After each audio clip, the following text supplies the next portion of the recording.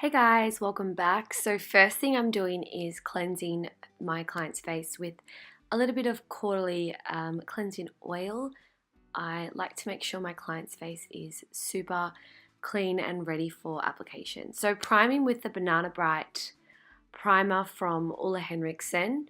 I really liked this primer. It's nice and glowy and it allows the foundation to sit really nicely on the skin.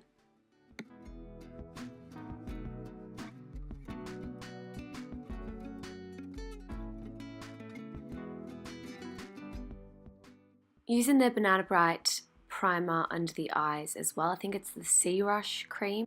So now priming the eyes with Zoeva and then adding a base color from the Huda Obsessions palette.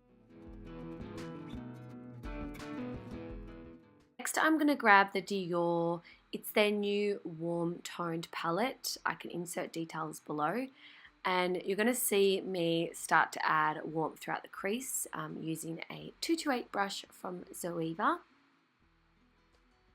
I'm basically going to keep dipping back into that palette and the Huda one and adding a lot of depth. So I'm focusing that red color kind of on the outer edges of her eye, and then with whatever's left over, I'm buffing it across the eye in those circular and windshield wiper motions. With eyeshadow, I like to add a lot of matte shades down first. I just feel like it creates a really nice base and it allows the blend to be a little bit more seamless than if you just went in with a couple of shades.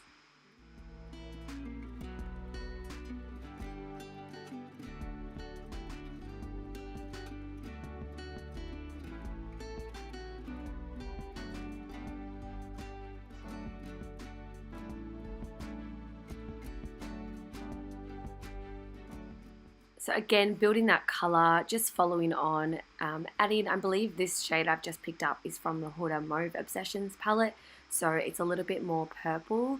Going with my client's green eye color, so I wanted to get a lot of reds, purples, pinks, oranges, like, oh, there's me checking the camera, and just really intensifying it to my liking.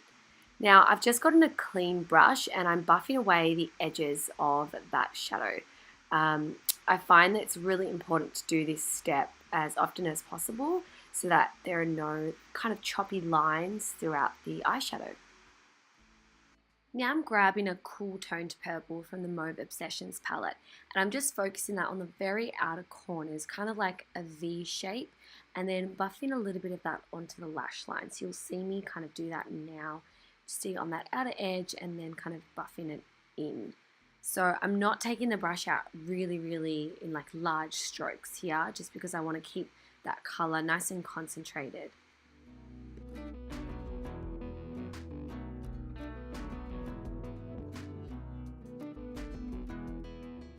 Now I'm coating the eye with the Tarte Rainforest of the Sea Seaglass in Una Noche. It's kind of like a burgundy with a bit of purple. So I popped it on my hand just because it's a lot easier to apply with these flat synthetic brushes rather than straight from the tube. And then I'm just going to allow it to dry for about a minute or so.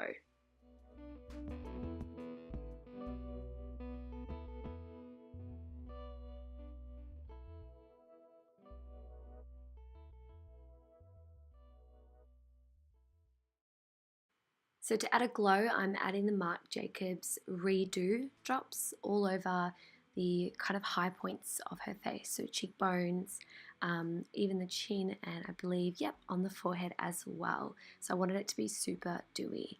Now I'm just pressing and rolling the Estee Lauder Double Wear. I use the shade Cashew. Pressing and rolling just helps add coverage where we need. And yep, so just bouncing that onto the skin with a beauty blender.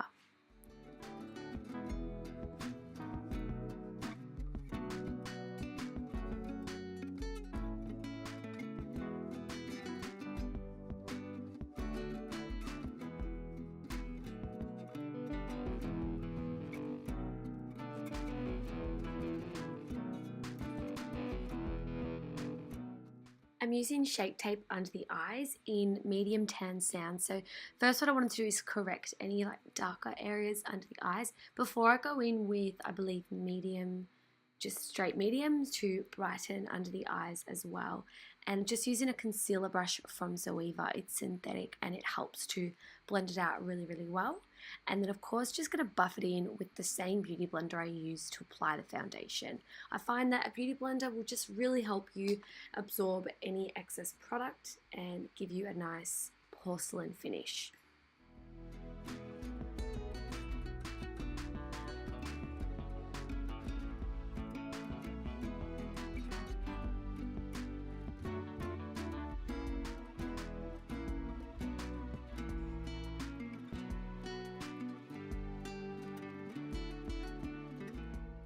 I'm setting under the eyes with the Marc Jacobs Perfecting Coconut Setting Powder. This is one of the first few times using this product and I actually really like it. I felt like it didn't make the face look really cakey or anything once the makeup really absorbed. Just setting under the eyes and then in any other areas that she may get oily. And now just pretty much taking those exact same shades from the Mauve palette and the Dior palette just under the eye area to give it a real sultry, smoky look. And for this I use much smaller brushes so that I can get really precise under there before blending it out.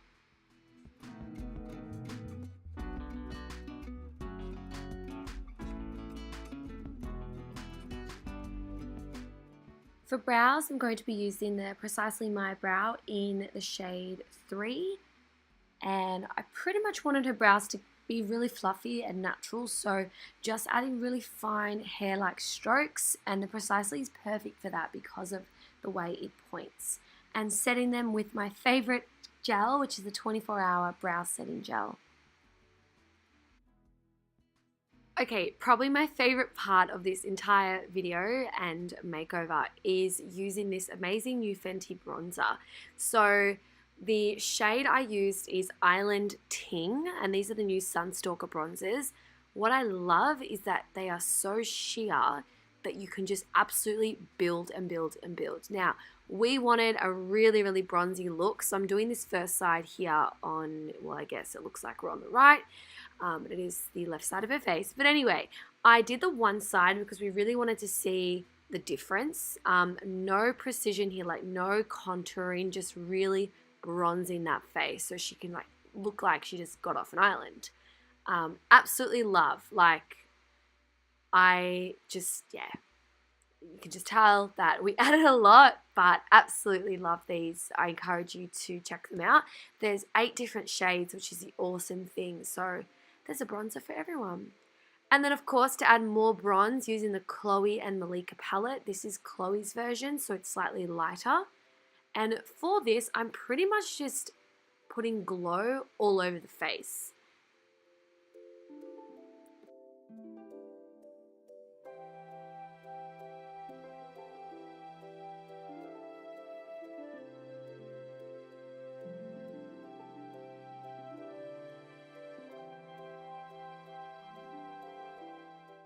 Now going in with my MAC Pro palette, I'm getting this cool toned, very bright pink. I'm not sure of the name. It's very hard to get these out of these palettes, but anyway, clearly one of my favorites. What I actually wanted to do was bring the pink that's on the eyes all over the cheeks, onto the temples, and make it look really fun. So adding a lot more blush than I would normally add, but keep in mind blush is the first thing to disappear. Now using the Pat McGrath highlight palette, and this is amazing, and yes, a little Insta moment happening in the background. I'm using the highlight on the right. It's got a real pink undertone to it, so it's perfect for this look. Setting the face to get all the powderiness away and lock the look in. And then I'm going to take that same Pat McGrath highlight onto the décolletage and just really make that look flow. So here I'm lining using the Marc Jacobs Highliner, which is a gel crayon pencil. And I'm using the color Fine Wine, so it's kind of like a burgundy pink. Now using the same highlight palette on the inner corners and the bridge of the nose.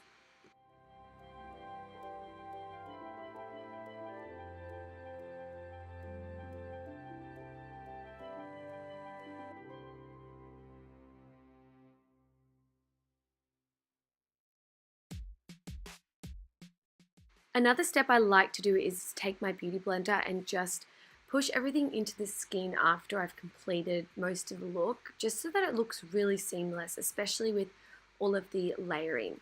Now for the start of the show, I'm using the FENTY Stunna Lip Paint in the shade Unlocked.